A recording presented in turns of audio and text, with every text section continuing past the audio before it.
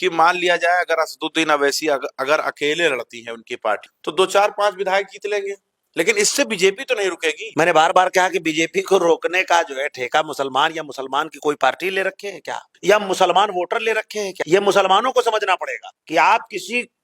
Party को रोकने के लिए वोट मत करिए, आप सत्ता में आने के लिए वोट करिए, आप अपने आप को ताकतवर बनने के लिए वोट करिए। असदुद्दीन ओवैसी 5-7 सीटें आप बता रहे हैं जीत सकते हैं, मैं तो कह रहा हूं अगर वो 100 सीटें बिहार में लड़ेंगे तो मेरा ये तो मानना है 20-22 सीटें जीत सकते हैं वो। अगर 100 सीटें लड़ेंगे तब हाँ 20-22 सीटें जीत सकते, और 20-22 सीटें जीतने के बाद वो किंग मेकर होंगे। जो आज इंडिया गठबंधन उनको नहीं ले रहा है तो वही इंडिया गठबंधन पछताएगा। और मैं बार बार कहता हूं जितने भी ये सेकुलर दल हैं,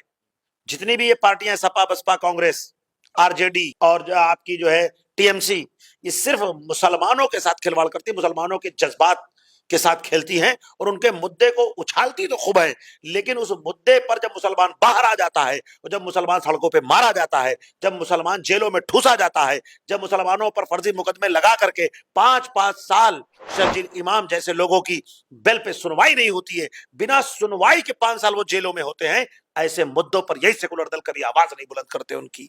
उनके लिए लड़ते नहीं। आप रीजन बता रहे हैं कि गठबंधन में न लेने का कारण है मुसलमान है, और आपके हिसाब से कोई और रीजन भी हो सकता है? रीजन यही है कि असदुद्दीन ओवैसी अगर आ गए तो आने के बाद वो हमारी पार्टी में या हमारे गठबंधन में एक इतना पॉपुलर चेहरा जिसका जनता में इतना जबरदस्त जो है पकड़ है और उसके नाम पर इतनी जनता आ जाती है, तो अगर वो मंच पर जब इन नेताओं के साथ बैठा होगा, पता है आपको, चाहे वो तेजस्वी यादव हो, चाहे वो जो है बिहार प्रदेश कांग्रेस के अध्यक्ष, कोई जानते ही नहीं कि बिहार प्रदेश कांग्रेस का अध्यक्ष कौन है, कौन नाम जानता है, आधा बिहार नहीं जानता है। उनके सामने जब उस दिन वैसे अगर मंच पर होंगे तो पूरी महफिल लूट ले जाएंगे, महफिल लूटने ना पाए, असदुद्दीन ओवैसी की पार्टी खड़ी ना होने पाए। ये सेकुलर दल सिर्फ एआईएमआईएम की पार्टी को मजबूत ना होने देने के लिए गठबंधन में नहीं ले रहे। प्रदेश अध्यक्ष की बात कर रहे हैं, एमआईएम के प्रदेश अध्यक्ष को कौन जानता? अख्तर उल इमान को कौन नहीं जानता है, बताइए आप, कौन नहीं जानता है? विधायक भी है, हम कहते हैं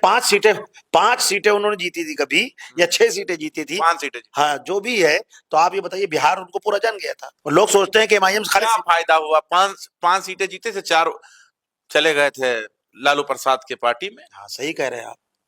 कांग्रेस के भी जीत करके भाजपा में जाते हैं, वो तो चलो लालू में गए थे, कांग्रेस के पार्टी से जीत करके भाजपा में जाते हैं, आरजेडी से जीत करके भाजपा में चले जाते हैं,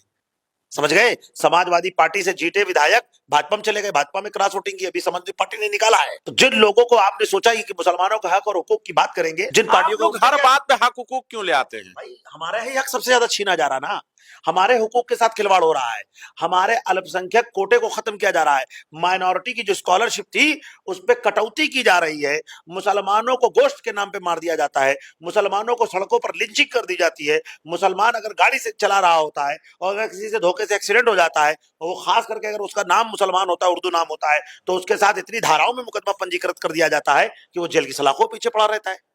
बताइए आप, तो जब आप सोचिए, कमी होगी तभी तो बिहार में जो है